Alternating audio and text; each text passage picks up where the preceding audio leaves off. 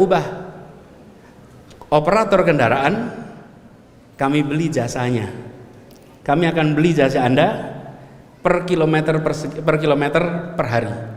Jadi dihitungnya per kilometer, satu hari 90 sampai 110 kilo. Jadi kendaraan itu muter terus, nggak perlu ngetem, karena pemerintah akan bayarnya per kilometer.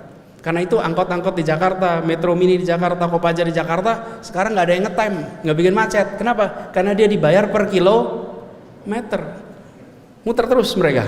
Yang bayar siapa? Pemerintah. Warga tidak bayar per kilometer, warga bayarnya per 3 jam. Rp5.000 untuk naik kendaraan umum 3 jam, silahkan gonta-ganti kendaraan tanpa bayar tambahan. Tanpa bayar tambahan, bayar Rp5.000 gonta-ganti, pokoknya Anda ganti apapun selama itu 3 jam, cukup di tap. Apa yang terjadi? Warganya tenang karena tidak lagi digonta-ganti.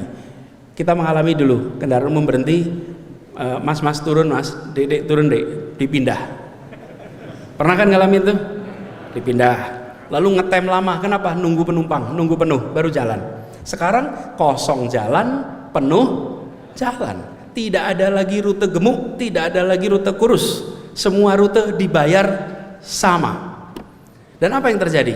Hari ini kalau Bapak Ibu teman-teman semua datang ke Jakarta, coba cari, masih ketemu nggak Metro Mini yang pro, yang wajahnya udur itu? Sudah nggak ada Metro Mini udur, Kopaja udur, nggak ada. Kemana mereka semua? Mereka hilang. Kenapa hilang? Karena pemilik-pemiliknya bisa mendapatkan kredit untuk membeli yang baru karena mereka punya kontrak dengan pemerintah untuk dilayani secara bertahun-tahun, dan sehingga mereka ganti tanpa sakit hati. Tidak ada Metro Mini Kopaja yang digusur, dan tidak ada drama. Nggak ada drama, semua selesai tanpa drama. Diajak duduk sama-sama. Nah, warga bayar Rp5.000, kami bayar per kilometer. Selisihnya namanya subsidi. Subsidi itu diberikan. Nah, kalau dulu karena tidak pakai subsidi, ya angkot Metro Mini uangnya nggak cukup, hanya dari bayaran para penumpang, nggak cukup. Efeknya remnya blong, koplingnya rusak, jalannya ngebut, penumpangnya meningkat ketakwaannya. Iya, lah doa sepanjang jalan kan. Jadi itu mengerikan buat mereka. Nah, sekarang anteng. Dan apa yang terjadi sesudah itu dilakukan? Ini subhanallah, kami pun tidak menduga seperti ini. Dulu setiap hari di Jakarta yang naik kendaraan umum hanya 350.000 orang per hari.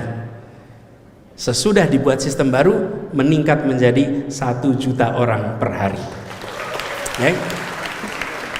Tapi ini belum selesai. Kita harapannya nanti 2 juta, 3 juta, 4 juta.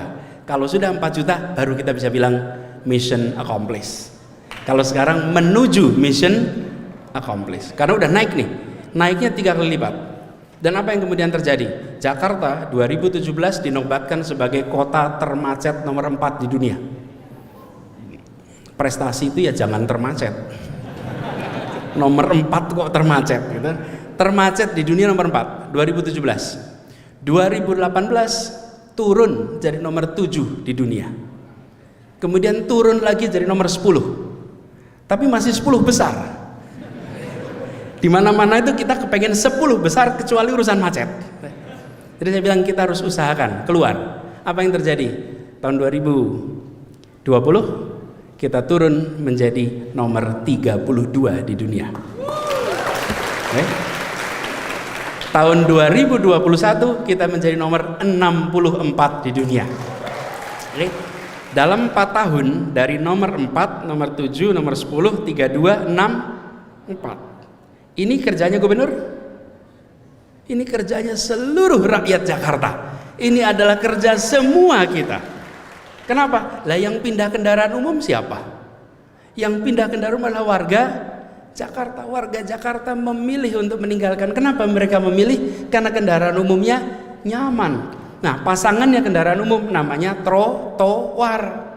Jika sebuah kota menganggap kendaraan adalah beroda, maka dia tidak akan menyiapkan jalan untuk orang. Padahal alat transportasi yang dimiliki oleh semua orang namanya kaki. Kaki itu alat transportasi yang dimiliki oleh semua orang. Tapi kaki itulah yang paling tidak difasilitasi selama ini. Saya tadi buka puasa di Jalan Kaliurang, pinggir jalan,